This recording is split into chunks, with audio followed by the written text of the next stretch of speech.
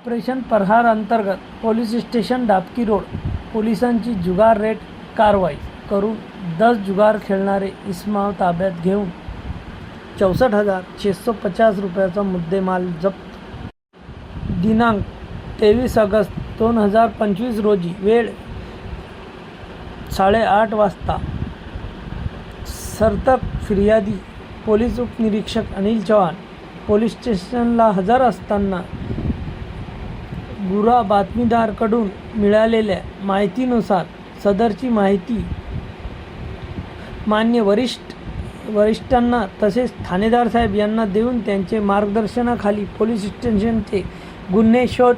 पथकातील अंमलदार अशांनी प्राप्त माहितीप्रमाणे जाऊन 2 पंचांसमक्ष रेड कारवाई केली असता रमेश नगर डाबकी रोड अकोला येथे संजय जटवाल यांचे घर